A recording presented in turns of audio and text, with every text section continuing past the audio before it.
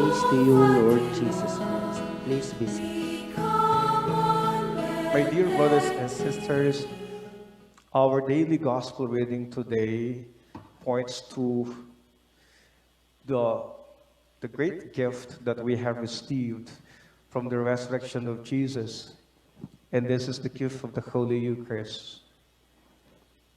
And in this gospel reading that we had just have heard, pointing to us that the Holy Eucharist is the source that gives life to us.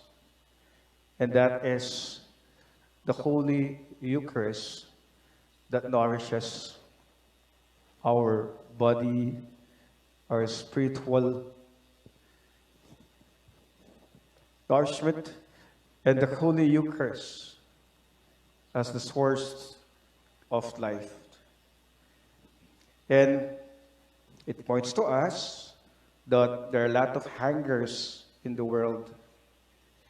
When Jesus said to them, I am the bread of life, whoever comes to me will never hunger, and whoever believes in me will never thirst. My dear brothers and sisters, in this time of pandemic, we have to look around and open our eyes and listen to the plea and cry of a lot of people. There is great hunger in the world. Hunger for material food. But more than material food is the hunger of love and care. The world has conditioned us because of this pandemic, has brought us to great isolation, and has set us apart because of this pandemic, because of these minimum health standards. We've been isolated from one another. And this has conditioned us unconsciously. Now we realize, after all, it conditioned the humanity, and this is what we are actually hunger about. We hunger for a genuine love and concern to one another.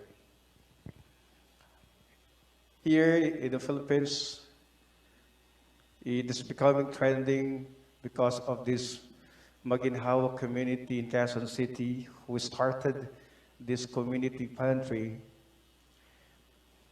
It was actually, we have to look at our gospel reading today, centering on the Holy Eucharist.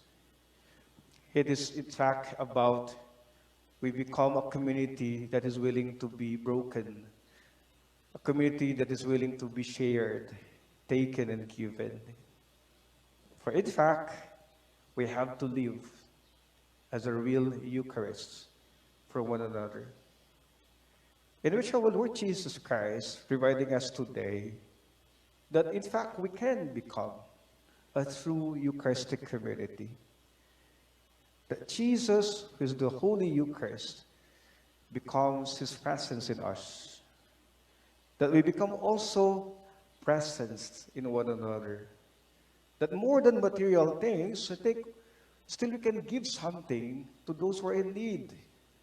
Words of wisdom, encouragement, positive thoughts, motivations, inspirations. Giving one another this inspiration and motivation to face life. We have to keep on going, facing life's difficulties. And the words that is encouraging and the words that would heal, especially that we are broken in this time of pandemic, is enough. Not only focusing too much on material things, but I think presence, giving time to listen and to encourage and to motivate and inspire. Secondly, my dear brothers and sisters, the Holy Eucharist, Jesus is the Holy Eucharist, reminding us that we are also broken, meant to be broken. As the bread meant to be broken, the Holy Eucharist also Jesus, who is the Holy Eucharist, broken so that we can be healed by our brokenness. Jesus gave us an example that we can actually be one, joining with those suffering, struggling, facing difficulty of life. Let us one with them. That amidst our brokenness, we can still be source of healing. We become wounded healer. And that is the Holy Eucharist. That we continuously inspire and motivate one another. And of course, the most important that the Holy Eucharist is telling to us, Jesus, who is the Holy Eucharist, was actually gave his life and willing to share his life for us. And this is a continuous invitation for us every time we come to celebrate the Holy Eucharist. That we are being reminded that we have to live our life. We are blessed to be blessing to one another.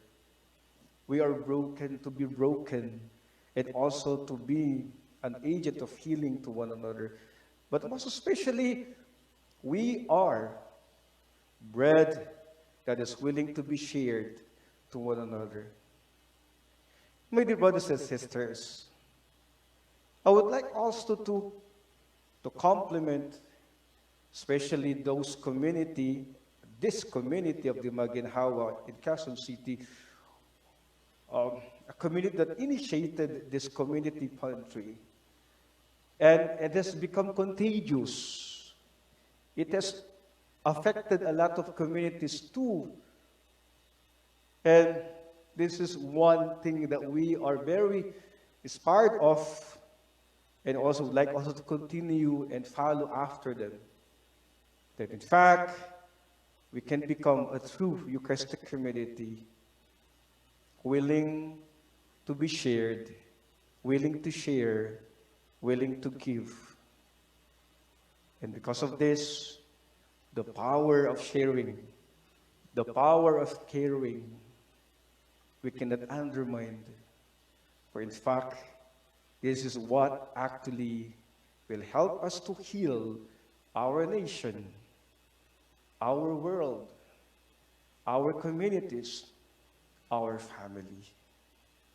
The power of love and caring, in fact, will help us to heal, to start anew, and most especially to bring the message that in fact, let us be Eucharists for one another.